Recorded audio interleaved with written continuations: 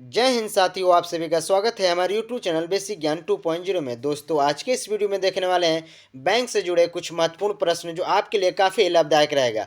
जो भी बैंक की प्रतियोगी परीक्षा होती है उसमें बार बार यह क्वेश्चन रिपीट हुआ है, तो सारे ही क्वेश्चन को इसमें लिया गया है। तो आप लोग इस सीरीज को लगाएं और देखिए आपका स्कोर कितना आ रहा है। वीडियो पसंद आए तो लाइक और शेयर करें। चलिए आज का वीडियो शुरू करते हैं। आज का हमारा पहला प्रश्न है, निम्नलिखित में कौन सा भारत में शेयर बाजार को नियंत्रण करता है? अगर आपको इसका आंसर पता है तो कमेंट बॉक्स में कर सकते हैं। तो साथियों, आपसे पूछा गया है जो स्टॉक मार्केट है उसको नियंत्रण कौन सी संस्था करती है भारत में? तो दोस्तों, इस क्वेश्चन का हमारा बिल्कुल सही आंसर सी हो जाएगा, सेबी। देखिए, सेबी जो है स्टॉक मार्केट पे नियंत्रण करती है। अगर आपसे इससे स्थापना पूछा जाए कब हुआ है, तो 1988 में इसकी स्थापना हो गई थी और 1992 में जो है इसको वैधानिक मान्यता मिल गई थी। आप लोग याद करेगा, सेबी का मुख्यालय है मुंबई में। मुंबई, आप लोग याद करेगा सेबी का मुख्यालय कहाँ पे है, तो मुंबई। नेक्स्ट क्वेश्चन देखते हैं, 2 नंबर, भारत में क्षेत्रीय ग्रामीण बैंक की स्थापना किस वर्ष हुई थी? तो देखिए, काफ़ी बार एग्जाम में पूछे जाते हैं ऐसे प्रश्न, किसी भी प्रतियोगी बैंक की जो परीक्षा होती है। तो साथियों, क्षेत्रीय ग्रामीण बैंक की स्थापना 1975, यानी दूसरे नंबर क्वेश्चन का हमारा बिल्कुल करेक्ट जवाब ये हो जाएगा, 1975 में हुआ है क्षेत्रीय ग्रामीण बैंक की स्थापना। देखिए, 1935 लिखा हुआ है, इसमें आरबीआई की स्थापना हुआ है। 1 अप्रैल 1935 को आरबीआई की स्थापना हुआ है। और 1982 नाबार्ड, आप लोग जरूर जानते होंगे, आप कमेंट बॉक्स में जरूर बताइएगा नाबार्ड का फुल फॉर्म क्या है। नाबार्ड की स्थापना 1 जुलाई 1982 को हुआ है। और 1955 में स्टेट बैंक यानी एसबीआई की स्थापना 1955 में हुआ है। आप लोग बताएंगे नाबार्ड का फुल फॉर्म क्या है और इसका हेड क्वार्टर कहाँ पे है। अगला क्वेश्चन देखते हैं, 3 नंबर, कितने प्रतिशत के फटे नोटों को बदलकर आप नए नोट ले सकते हैं? सिंपल सा है, आपसे पूछा गया है आपका नोट कितना परसेंट फटा होना चाहिए कि आपका नोट बदलकर आपको फिर दूसरा मिल जाएगा। ऐसा नहीं कि बहुत ज़्यादा फटा है तो उसको भी बदला जा सकता है, ऐसा नहीं। इतना कोई रेशियो होना चाहिए कि इतना फटा होने पे ही भारत सरकार यानी कहीं भी आप बदल सकते हैं सरकारी संस्था में। तो दोस्तों, इस क्वेश्चन का हमारा बिल्कुल करेक्ट आंसर हो जाएगा ए, 51%। आप लोग याद करिएगा, यानी 3 नंबर क्वेश्चन का हमारा बिल्कुल सही जवाब ए हो जाएगा, 51%। अगर कोई नोट फटा है, 51% के अंतर्गत कोई भी नोट फटा है तो उसको बदला जा सकता है। इससे अधिक फटे होने पर नहीं बदला जाएगा, ध्यान दीजिएगा। अगला क्वेश्चन देखते हैं, 4 नंबर, भारतीय रिजर्व बैंक के गठन की सिफारिश किस आयोग ने की थी? तो दोस्तों, अभी हमने आपको बताया था आरबीआई का जो स्थापना हुआ है, आरबीआई 1 अप्रैल 1935 में किया गया है। लेकिन ये किसके सिफारिश पर किया गया है? तो दोस्तों, इस क्वेश्चन का हमारा बिल्कुल करेक्ट आंसर हो जाएगा सी, हिल्टन आयोग। हिल्टन यंग आयोग के द्वारा सिफारिश पर रिजर्व बैंक ऑफ इंडिया की स्थापना हुई है। उस समय जब इसकी स्थापना हुई थी तो हेड क्वार्टर कोलकाता था। अब इसका हेड क्वार्टर जो मुख्यालय है मुंबई में है। अगला क्वेश्चन देखते हैं, 5 नंबर, भारत का जीएसटी किस देश के मॉडल पर आधारित है? तो दोस्तों, भारत में जीएसटी 1 जुलाई 2017 में लागू हुआ था। ऐसा नहीं कि भारत ही सबसे पहला देश है, इससे पहले काफ़ी देश में जीएसटी लागू है। तो किस देश के मॉडल पर आधारित है? तो हमारा सही जवाब हो जाएगा बी, यानी कनाडा। कनाडा में जैसे नियम है वहाँ पे भारत में भी हमारे यहाँ ऐसा ही नियम है, यानी उसी के मॉडल पर ही आधारित है जीएसटी। 1 जुलाई 2017 में भारत में लागू हो गया था, इसीलिए प्रत्येक वर्ष 1 जुलाई को राष्ट्रीय जीएसटी दिवस मनाया जाता है।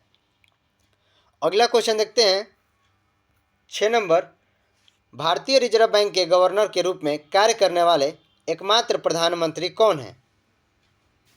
आपसे पूछा गया है एकमात्र वैसे प्रधानमंत्री का नाम जो प्रधानमंत्री भी हुए हैं और भारतीय रिजर्व बैंक के गवर्नर भी रह चुके हैं।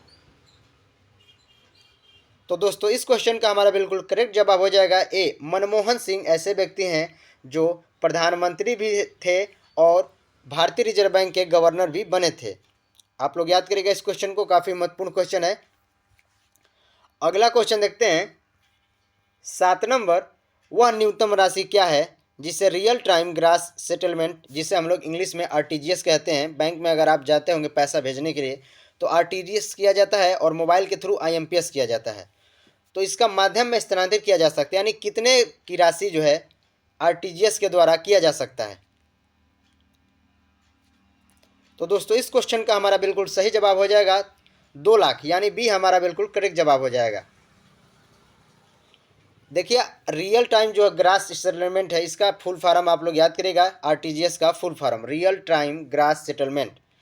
अगला क्वेश्चन देखते हैं 8 नंबर, बैंकिंग अर्थव्यवस्था के निम्नलिखित क्षेत्रों में से किसके अंतर्गत आता है।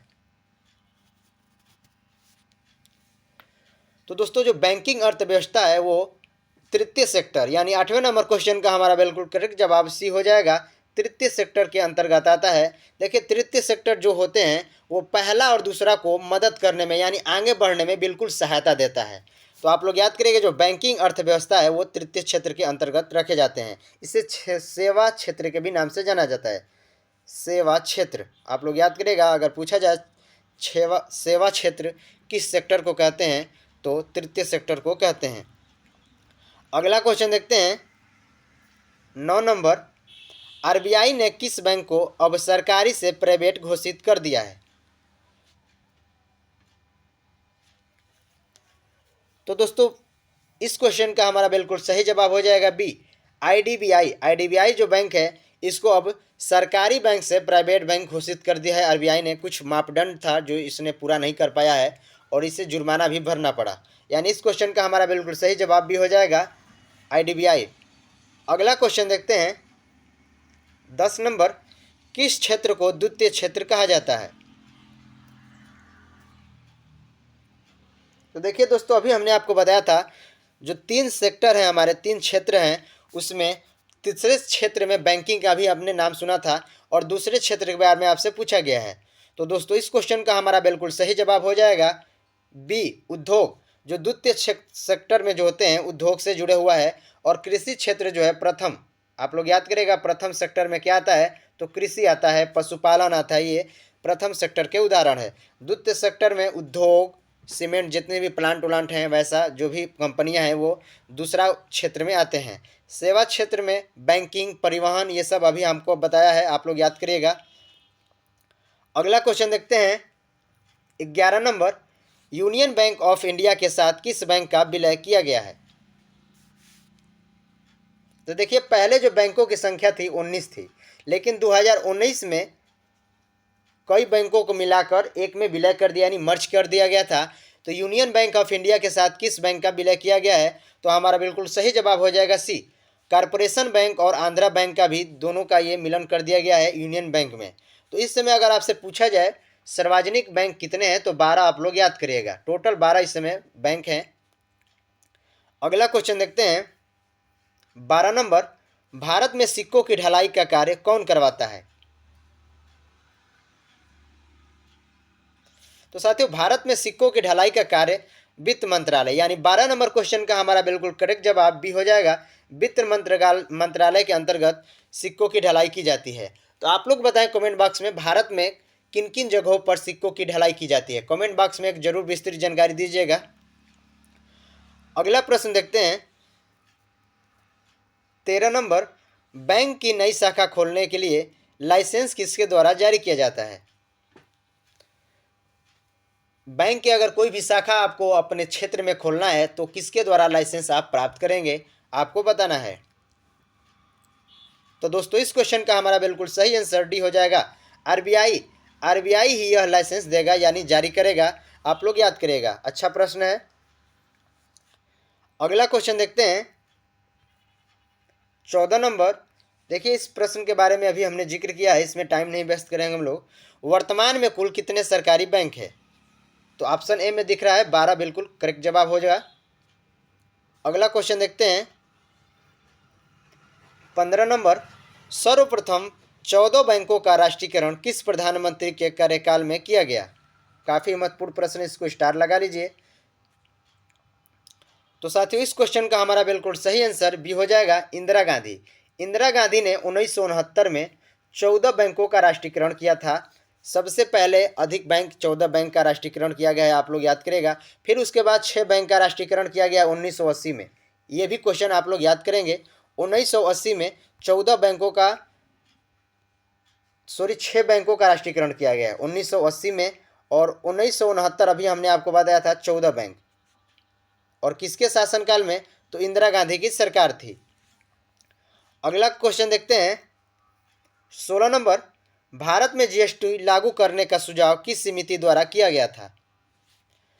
अभी आपने पिछले क्वेश्चन में देखा था कि जीएसटी जो है किस देश के मॉडल पे आधारित है, तो हमारा आंसर था कनाडा। कनाडा पे आधारित है और 1 जुलाई 2017 को लागू हो गया था जीएसटी भारत में। तो किस समिति के सिफारिश पर किया गया है? तो है विजय केलकर समिति। यानी 16 नंबर क्वेश्चन का हमारा बिल्कुल करेक्ट आंसर ये हो जाएगा विजय केलकर समिति।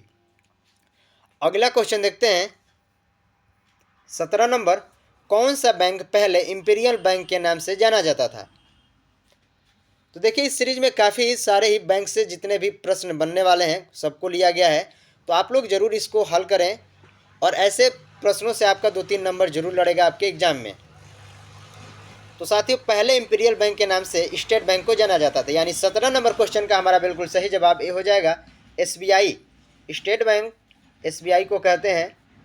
तो आप लोग याद करेगा पहले 1921 में इसकी स्थापना हुई है। स्टेट बैंक जो उस समय जाना जाता था इंपीरियल बैंक के नाम से। इसमें 5-6 बैंक थे और इस समूह को इंपीरियल बैंक के नाम से जाना जाता था। फिर 1 जुलाई 1955 में, ध्यान दीजिएगा, 1 जुलाई 1955 में अब इसका नाम रख दिया गया था स्टेट बैंक और इसका भी मुख्यालय है मुंबई में। अगला क्वेश्चन देखते हैं 18 नंबर, निम्न में बैंकिंग लोकपाल योजना की शुरुआत किसने की? यह एक योजना है जो बैंकिंग के सेक्टर में काफ़ी महत्वपूर्ण है, लोकपाल योजना। तो दोस्तों इस क्वेश्चन का हमारा बिल्कुल सही जवाब हो जाएगा रिजर्व बैंक ऑफ इंडिया। यानी भारत का केंद्रीय बैंक जो है इसने ही चालू किया है, रिजर्व बैंक ऑफ इंडिया ने लोकपाल योजना। अगला प्रश्न देखते हैं 19 नंबर, निम्नलिखित में किस क्षेत्र का नरसिंहम समिति से संबंधित है? तो दोस्तों जो हम आज सीरीज कर रहे हैं वो बैंक से ही संबंधित है। तो इस क्वेश्चन का भी हमारा बिल्कुल सही जवाब हो जाएगा डी, बैंकिंग सुधार से नरसिंहम समिति का संबंधित है। यानी 19 नंबर क्वेश्चन का हमारा बिल्कुल राइट आंसर डी हो जाएगा। अगला क्वेश्चन देखते हैं 20 नंबर, देश का पहला तैरता हुआ एटीएम कहाँ स्थापित किया गया? तो साथियों देश में पहला जो तैरता हुआ एटीएम है वो कोच्चि, यानी 20 नंबर क्वेश्चन का हमारा बिल्कुल करेक्ट आंसर डी हो जाएगा। कोच्चि कहाँ पे है? तो केरल। आप लोग याद करिएगा केरल में है कोच्चि। और आपसे भी पूछा जा सकता है किस बैंक का यह एटीएम स्थापित किया गया है? तो स्टेट बैंक एसबीआई का पहला जो है तैरता हुआ एटीएम स्थापित किया हुआ है। अगला क्वेश्चन देखते हैं 21 नंबर, कुल संपत्ति के मामले में सबसे बड़ा सरकारी बैंक कौन सा है? तो सबसे अधिक संपत्ति के मामले में देखा जाए तो 12 जो बैंकों में से सबसे बड़ा बैंक हमारा सरकारी बैंक है स्टेट बैंक। यानी 21 नंबर क्वेश्चन का हमारा बिल्कुल सही जवाब हो जाएगा डी, स्टेट बैंक जो है सबसे अधिक कुल संपत्ति के मामले में अधिक है। आप लोग आरबीआई नहीं ट्रिक करेगा क्योंकि आरबीआई जो है भारत का एक केंद्रीय बैंक है। आरबीआई में किसी भी व्यक्ति का पर्सनल खाता नहीं खोला जाता है। अगला क्वेश्चन देखते हैं 22 नंबर, पेटीएम ने किस नाम से अपना क्रेडिट कार्ड लॉन्च किया है? तो साथियों पेटीएम ने अपना क्रेडिट कार्ड जो लॉन्च किया है उसका नाम है पेटीएम फास्ट कार्ड। यानी 22 नंबर क्वेश्चन का हमारा बिल्कुल करेक्ट जवाब हो जाएगा सी, पेटीएम फर्स्ट कार्ड जो है इसका अपना क्रेडिट कार्ड लॉन्च किया है। आप लोग बताएं पेटीएम की स्थापना किस वर्ष हुआ है? और ये पेटीएम जो है भारतीय कंपनी है। तो आप लोग कमेंट बॉक्स में ज़रूर बताएं किसने स्थापना किया है और कब किया है। अगला क्वेश्चन देखते हैं, हमारे देश में मुद्रास्फीति को नियंत्रण करने के लिए भारतीय रिजर्व बैंक का निम्नलिखित में से क्या उपाय करता है? तो साथियों मुद्रास्फीति पर नियंत्रण करना है तो रिजर्व बैंक के द्वारा ही जारी किया जाता है रेपो रिवर्स रेपो दर। यानी इस क्वेश्चन का हमारा बिल्कुल सही जवाब हो जाएगा डी, जो रिवर्स रेपो दर है और रेपो दर है इसको दर बढ़ा देता है। जिससे जो है देखिए इसका लॉजिक क्या है, अगर बैंक जो है कोई भी जो 12 बैंक है वो आपको कम दर पे अगर लोन देगी तो काफ़ी लोग लोन लेंगे। लेकिन ये जो सारे बैंक है 12 बैंक वो हमारा आरबीआई से लोन लेता है।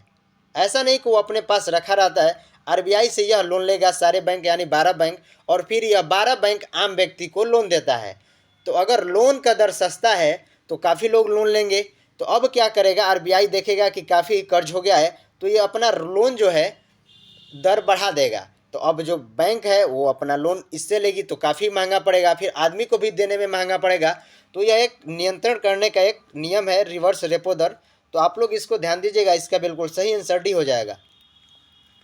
अगला क्वेश्चन देखते हैं 24 नंबर। भारतीय जीवन बीमा निगम का मुख्यालय कहाँ पे है? यानी इसे हम लोग एलआईसी के नाम से जानते हैं। तो दोस्तों भारतीय जीवन बीमा निगम के मुख्यालय मुंबई, यानी 24 नंबर क्वेश्चन का हमारा बिल्कुल सही जवाब हो जाएगा ए। इसकी स्थापना अगर आपसे पूछा जाए तो आप लोग याद करेगा 1956 में हुआ है एलआईसी की स्थापना। अगला क्वेश्चन देखते हैं 25 नंबर। भारतीय रुपए के नोट पर कितनी भाषाओं में मूल्यों का उल्लेख होता है? तो साथियों जो भी भारतीय रुपए के नोट हैं, जो भारत के नोट हैं, उस पर कुल 15 भाषाओं में उल्लेख होता है। यानी 25 नंबर क्वेश्चन का हमारा बिल्कुल सही जवाब सी हो जाएगा, 15 भाषा। देखिए यहाँ पे एक और क्वेश्चन बनता है कि कुल कितने भाषा में लिखे हैं, तो आप लोग ट्रिक करेंगे 17। लेकिन जो पीछे नोट के देखेंगे एक लाइन में यानी सर्कल बनाया गया है इस तरह का, और उसमें सिर्फ 15 भाषा का ही उल्लेख है। और अगर आपसे 17 भाषा अगर ऑप्शन में आपको दिख रहा होगा तो उस तरह क्वेश्चन पूछा जाएगा कि भारतीय रुपए के नोट पर कुल कितने भाषाओं में लिखा हुआ है, यानी कितने भाषा का चर्चा किया गया है, यानी लिखा हुआ है इस पर। तो आप लोग ट्रिक करेंगे 17, लेकिन जो इसमें उल्लेख किया गया है वो हमारा 15 ही बिल्कुल करेक्ट जवाब हो जाएगा। अगला क्वेश्चन देखते हैं 26 नंबर। मुंबई स्टॉक एक्सचेंज की स्थापना कब हुई थी? इसे हम लोग दलाल स्ट्रीट के नाम से भी जानते हैं, दलाल स्ट्रीट के नाम से जानते हैं मुंबई स्टॉक एक्सचेंज को। तो देखिए इसकी स्थापना 1975, यानी 26 नंबर क्वेश्चन का हमारा बिल्कुल सही जवाब हो जाएगा ए। अगला क्वेश्चन देखते हैं 27 नंबर, और काफ़ी महत्वपूर्ण प्रश्न है क्योंकि हर एक व्यक्ति इससे चर्चित होगा। बैंकिंग जगत में प्रयुक्त केवाईसी का फुल फॉर्म क्या है? आप लोग इस समस्या से जरूर जुड़े होंगे, केवाईसी।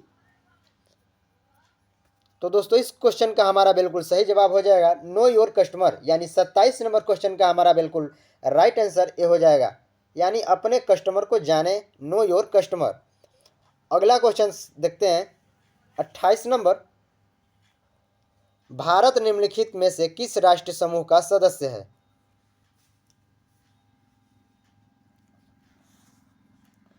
तो साथियों जो भारत है वो ब्रिक्स, यानी 28 नंबर क्वेश्चन का हमारा बिल्कुल सही जवाब बी हो जाएगा, ब्रिक्स। आप लोग याद करेगा बी इसका बिल्कुल करेक्ट जवाब हो जाएगा। ब्रिक्स की स्थापना जो हुआ इस 2009, आप लोग याद करेगा 2009 में इसकी स्थापना हुआ है। इसमें जो नाम दिख रहे होंगे 1 2 3 4 5, यानी इसमें कुल 5 सदस्य हैं।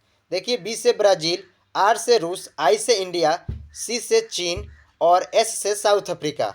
तो इसके नाम से ही ब्रिक्स इसका नाम पड़ा है। ये इसका भारत सदस्य है, आप लोग याद करेंगे। इसकी स्थापना 2009 में हुआ है। इसमें ऑप्शन ए में दिख रहा होगा आपको नाटो, इसकी स्थापना 1949 में हुआ है, ध्यान दीजिएगा। और इसकी मुख्यालय जो है वो ब्रुसेल्स, बेल्जियम। आप लोग को बताना है नाटो का फुल फॉर्म क्या है। अगला क्वेश्चन देखते हैं 29 नंबर। वर्ल्ड डेवलपमेंट रिपोर्ट निम्नलिखित में से किस संस्था का प्रकाशन है? तो दोस्तों जो वर्ल्ड डेवलपमेंट रिपोर्ट है वो विश्व बैंक जारी करता है, यानी 29 नंबर क्वेश्चन का हमारा बिल्कुल सही जवाब हो जाएगा सी। विश्व बैंक की स्थापना 1944 में हुआ है, ध्यान दीजिएगा 1944। विश्व व्यापार संगठन है, इसमें लिखा हुआ है 1 जनवरी 1995 में इसकी स्थापना हुआ है। WTO जिसे हम लोग कहते हैं वर्ल्ड ट्रेड ऑर्गेनाइजेशन। अगला क्वेश्चन देखते हैं 30 नंबर। देखिए इसी से रिलेटेड क्वेश्चन है जो पीछे वाला हमारा 29 नंबर क्वेश्चन था। विश्व बैंक का मुख्यालय कहाँ पे है? तो साथियों विश्व बैंक का मुख्यालय वाशिंगटन DC, यानी 30 नंबर क्वेश्चन का हमारा बिल्कुल करेक्ट जवाब ये हो जाएगा। अभी हमने आपको बताया था इसकी स्थापना 1944 में हुआ है। देखिए जनेवा जो है ये WTO, जिसे हमने आपको बताया था वर्ल्ड ट्रेड ऑर्गेनाइजेशन, विश्व व्यापार संगठन, इसका मुख्यालय जनेवा में है। यहाँ पे हमने 30 प्रश्नों को पूरा किया है और वीडियो के अंत में आपके लिए क्विज रखा जाता है। चलिए आज का क्विज देखते हैं। आज का हमारा क्विज है, सेंट्रल बैंक ऑफ इंडिया की स्थापना किस वर्ष हुआ था? इस समय अभी फरवरी में ही सेंट्रल बैंक ऑफ इंडिया का एग्जाम होने वाला है, तो यह वीडियो आपके लिए काफ़ी महत्वपूर्ण रहेगा। तो आप लोग इसको ध्यान से इसका जवाब दीजिएगा और इसका कमेंट बॉक्स में ज़रूर एक विस्तृत जानकारी दें। धन्यवाद।